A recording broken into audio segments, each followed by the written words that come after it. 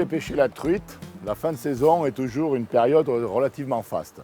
Qui plus est, une période à laquelle on a de grandes chances d'attraper de gros sujets qui commencent à se rassembler près des embouchures pour remonter, pour frayer. On va tenter aujourd'hui, au bord de l'Isère, de vous le prouver, de vous le démontrer, de vous donner envie d'y aller. L'orage nous a chassés et on s'est mis à l'abri un moment. Et là, on a profité pour traverser l'Isère. On va essayer de l'autre côté du pont.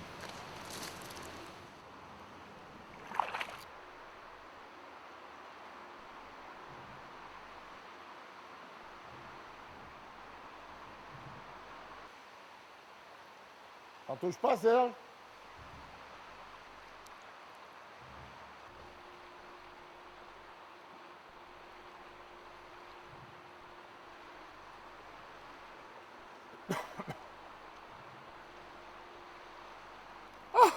Super!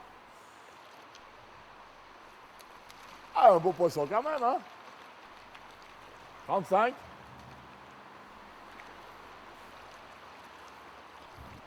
C'est beau poisson, là. Hein? À la canne. Je vais l'arranger rentrer un peu parce que... Regarde un peu ce poisson.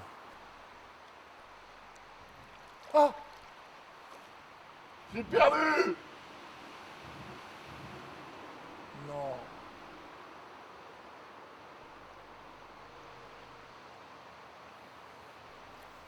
Au moins 35 cm. Oh. T'as vu, Serge? Ça faisait au moins 35 cm. Elle m'est passée derrière, t'as vu ce qu'elle a fait? Elle est passée là et... Voilà, je vais en profiter pour vous parler de la ligne. Ce matin, j'ai eu tellement les premières touches rapidement, que j'ai omis de vous parler de la ligne que j'utilisais. Donc je pêche à la longue coulée avec une canne bolognaise de 7 mètres, un moulinet toujours bien rempli, hein, pour qu'il y ait moins de frottement. Et la ligne, alors la ligne, bon, on est dans l'Isère, il y a pas mal de courant. J'ai utilisé un flotteur de 4 grammes, une plombée relativement groupée, massive, 4 gros plombs, un petit peu plus bas un plomb de touche, l'émerillon qui évite de vriller, un bas de ligne en 16 centièmes et un hameçon de 8. Forgé, renversé, point 30-30, une arme, hein, une arme. Un hameçon très rigide, très robuste. Alors pourquoi cette souplesse? Parce que je pêchais sur une fin de radier. Donc au fur et à mesure que mon flotteur avançait, le fond diminuait. Et ça me permet, en freinant la ligne, de lécher le fond sans l'accrocher, puisque je suis très léger.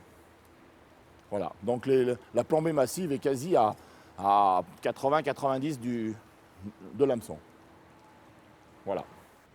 Alors des bons gros verres, des bons gros casse-croûtes, soit des géants rouges, soit carrément des Canadiens. À cette époque, il ne faut pas avoir peur d'en mettre un gros steak, comme on dit dans le langage des pêcheurs.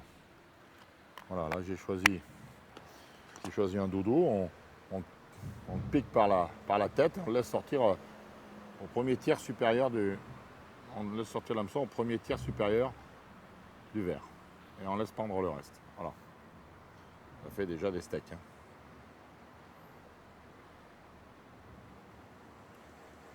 Allez.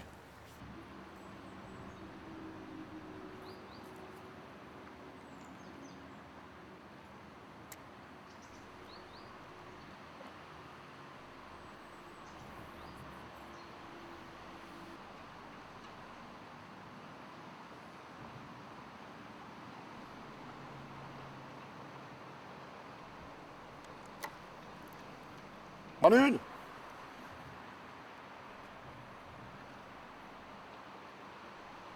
Il y a la canne. Il y a la canne dans le ciel là.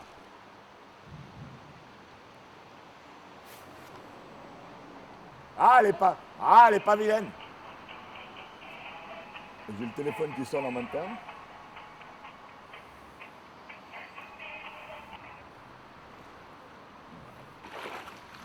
Oh, oh. Et la première passée, elle m'a fait la touche. Regarde, regarde, regarde. Si, je pense qu'elle n'est pas vilaine.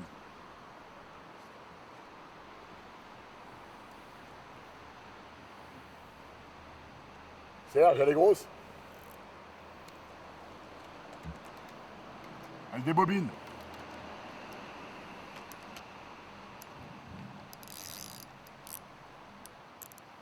Pêche. Elle donne du filant.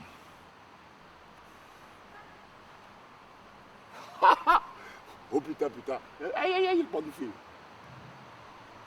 Même pas j'y crois. Comment je suis chanceux.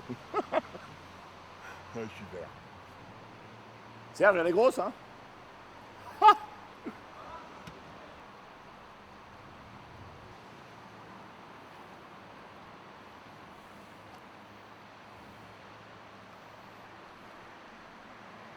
Oh, j'arrive pas à la voir, hein. C'est au moins 500 grammes, et le fait que je débobine. Ouh là là, c'est au moins 1 kilo. Elle est là. Au moins 1 kilo. Une belle fario. Oh, c'est au moins 1,5 kg. Oh, ce poisson. Oh, ce poisson. On va se le faire sans épuisette.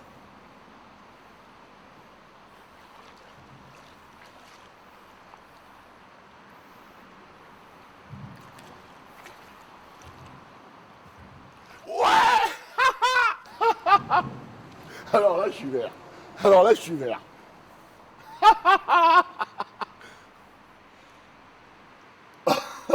Ah, je suis vert. Oh, superbe. Ah, attention. Super. Regarde un peu. Regarde un peu ce poisson. C'est 25, 55 cm. 55, 1,5 kg. 1,5 kg. Bien pris sur le côté. Tu vois, la passée d'avant, je t'ai dit que j'avais une touche. Oh, regarde-moi ce fario. Une belle robe. Regarde les dents.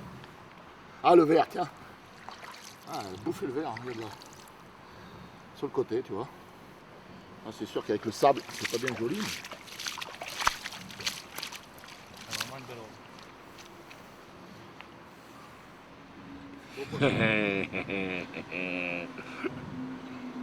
Mais sur le coup, j'ai pas cru que c'était gros, parce qu'elle a pas dévalé, tu vois.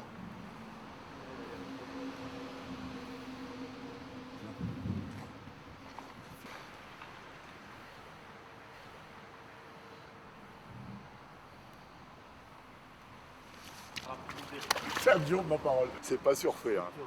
Ah ouais, regarde un peu. Ah, quel poisson, mais quel poisson. Allez, on va essayer de la remettre à l'eau dans les meilleures conditions possibles. Et voilà. C'est quasiment le 3e coup de ligne. J'ai pêché à la limite du courant, là, derrière la pile de pont. Donc souvent, les poissons sont en poste là, dans l'eau calme, et se rejoignent le courant pour aller chercher ce qui passe dedans. Donc c'est des très très bons postes. Et je l'ai pris là, à 3 mètres de la pile de pont. Vraiment un poste idéal. Incroyable, incroyable. C'est un poisson fantastique. Et Serge, lui, est en train d'essayer le même type de coup, mais en amont de la pile de pont. Là, c'est pas la pile de pont qui crée ce calme près d'un courant rapide, c'est le rocher qui est juste derrière lui. Et il a déjà eu une touche, j'espère qu'il va avoir la même chance que moi. Et bien voilà, je suis un pêcheur comblé. Tout à l'heure, j'étais pas sûr d'y arriver, parce qu'on n'est jamais sûr à la pêche, mais on vient de prendre un poisson extraordinaire, une superbe fario de 57 cm pour 1,5 kg, 1,6 kg. C'est inespéré. Je vous parlais tout à l'heure de grosses truites de fin de saison qui commençaient à se rassembler pour remonter, pour frayer. Et j'ai réussi à en prendre une devant la caméra, c'est parfait. J'espère que je vais vous avoir donné envie d'aller pêcher les truites à cette période-là.